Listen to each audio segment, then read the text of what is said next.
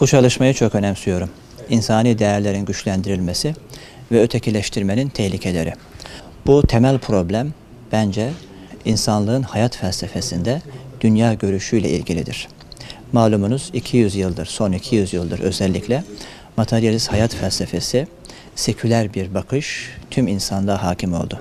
İslam alemine de hakim oldu. Bu felsefeye göre dünyada kaos hakimdir. İnsanın ceddi hayvandır. İnsanı hayvanlaştırmaya ve maddeyi ön plana alan bir felsefedir bu. İnsanın cesedine önem verdi fakat ruhunu ihmal etti. Cesedi aşırı tokluktan hasta, obez, ruhu ise aşırı açlıktan hasta. Günümüz insanı bu tabloda. Dolayısıyla insani değerler dışlandı ve maalesef insanlar ötekileştirildi. İslami hayat felsefesiyle materyalist hayat felsefesinin birbirine tamamen zıt olduğunu düşünüyorum. Adeta ak ile kara gibidir. Biz kendi medeniyet köklerimizden, İslami hayat felsefemizden uzaklaştık ve başımıza bu felaketler geldi. Yeniden, eğer insani değerler yeşerecekse, insanlık bir gün yüzü görecekse, bu bizim kendi medeniyet köklerimizde, Kur'ani esaslarda, İslami prensiplerde olduğunu düşünüyorum. Ve biz, tarih buna şahittir, ne zaman kendi medeniyet köklerimize, İslami esaslara sahip çıktık, medeniyet olarak ilerledik. İnsanlar mutlu oldu. Asr-ı saadet bunun örneğidir. Yeniden İslami bir hayat felsefesi inşa etmek zorundayız. Tevhidi bir bilim felsefesi inşa etmek zorundayız.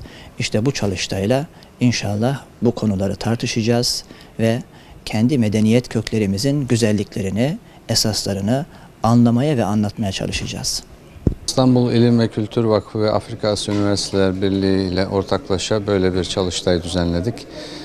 İnsani değerlerin güçlendirilmesi ve ötekileştirmenin tehlikeleri üzerine dünyanın çeşitli ülkelerinden alimler, hocalar, rektörlerimiz katılıyor. Afrika'dan, Asya'dan ve Türkiye'den de İstanbul Müftümüz ve bazı üniversitelerimizin rektörleri, İslam Alimler Birliği Genel Sekreteri, Arap Birliği Kadın Komisyonu Başkanı gibi Avustralya müftüsünden Rusya müftüsüne kadar hocalarımız katılacaklar.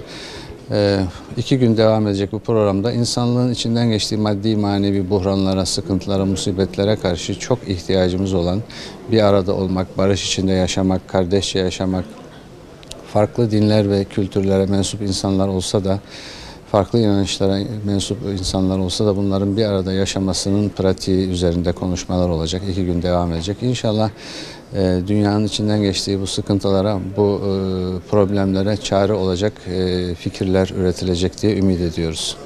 Ferdi olarak öncelikle imanın kuvvetlendirilmesi, yani semavi dinlerin, tahrif olmamış semavi dinlerin ve en son din İslamiyet'in bize emrettiği vahiy kaynaklı, Kur'an ve sünnet kaynaklı bir değerler bütününden bahsediyoruz. Yani insanlığı sıkıntılardan kurtaracak bu İslamiyet'in hakikatleridir. Bunların ön planda konuşulacağı, fert zaten düzelirse toplum da düzelir. Onun için önce kalplerden, gönüllerden başlayan, yani bu değerleri orada güçlendirecek, aile içerisinde eğitimle, küçük yaşlardan itibaren bu değerlerin kazandırılabileceği manalar üzerinde inşallah konuşulacak.